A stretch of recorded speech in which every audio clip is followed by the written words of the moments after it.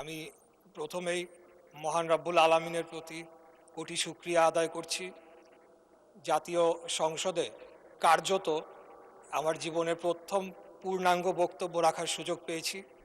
আমি আমার মরহুম বাবা, একজন সাবেক সংসদ সদস্য সাদেক হোসেন খোকা, এবং আমার মাতা ইসমত আরা, তাদের দোয়ায় আজকে মহান রব্বুল আলামিনের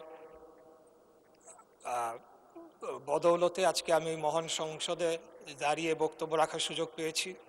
আমি গভীর শ্রদ্ধাভরে স্মরণ করছি জাতির শ্রেষ্ঠ সন্তান 1971 সালের মহান মুক্তিযুদ্ধে সকল শহীদ এবং বীর মুক্তিযোদ্ধাদের, এবং আরও স্মরণ করছি বিগত 24 সালে জুলাই আগস্ট গণ অভ্যুত্থানে সকলে যারা শহীদ হয়েছেন, যারা আহত হয়েছেন, যারা পঙ্গুত্ব বরণ করেছেন, তাদের সকলকে স্মরণ করছি।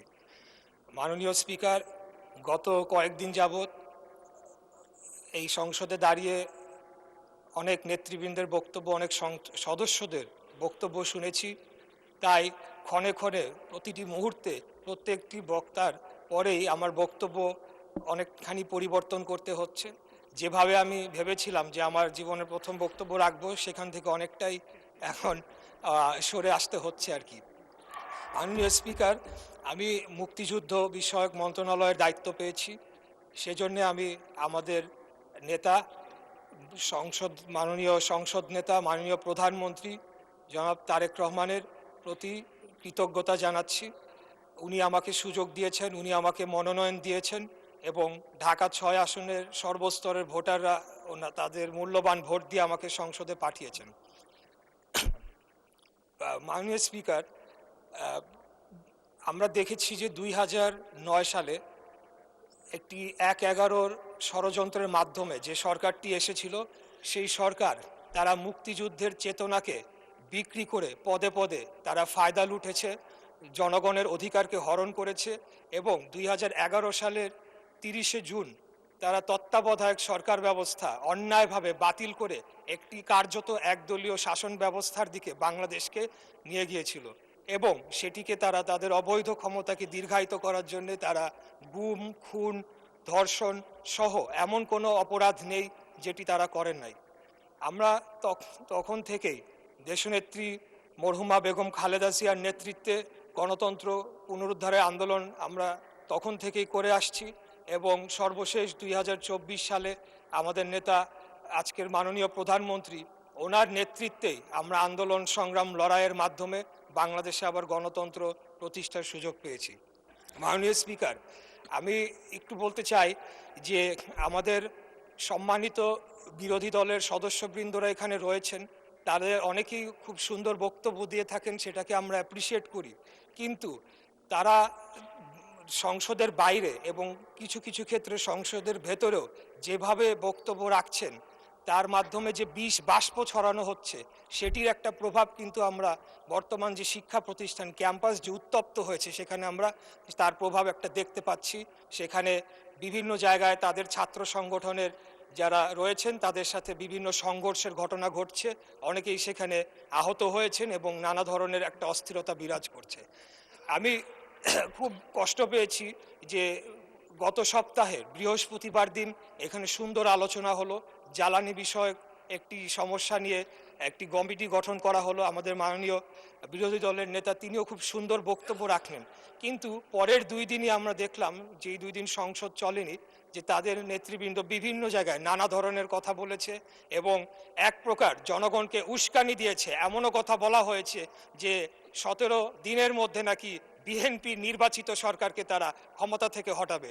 তা আমি আপনার মাধ্যমে এই সংসদ এবং জাতি, যারা সকলেই লাইভ টেলিকাস্ট হচ্ছে, সকলেই দেখছে, আমি তাদের উদ্দেশ্যে বলতে চাই যে 2008 সালের নির্বাচনের মাধ্যমে এই সরকার ক্ষমতায় আসে নাই, 14, 18, 24-এর মাধ্যমেও এই সরকার ক্ষমতায় আসে নাই।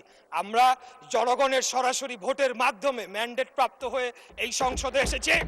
আমাদেরকে যদি কেউ হুমকি ধামকি দিয়ে মনে করে সরকার পতন করবে, আমি আপনার মাধ্যমে মাননীয় সংসদ নেতার উদ্দেশ্যে বলতে চাই, আপনি খালি হুকুম দিবেন, ইনশাল্লাহ বিগত দিনে আপনার নির্দেশ প্রাপ্ত হয়ে আমরা যেভাবে রাজপথে অবস্থান করে জনগণের ভোটের অধিকার প্রতিষ্ঠা করার জন্য আন্দোলন সংগ্রাম করেছি, একইভাবে খুনি হাসিনাকে পতন করার জন্য আমরা যেভাবে আন্দোলন সংগ্রাম করেছি, আমাদেরকে যদি হুমকি দেওয়া হয় তাহলে সম্মানিত বিরোধী দলের প্রতি সম্মান রেখেই বলছি, আপনারা যদি আমাদেরকে পতন করার হুমকি দেন তাহলে বিরোধী দলের অবস্থান থেকে আপনাদেরকে পতন ঘটানো হবে ইনশাআল্লাহ।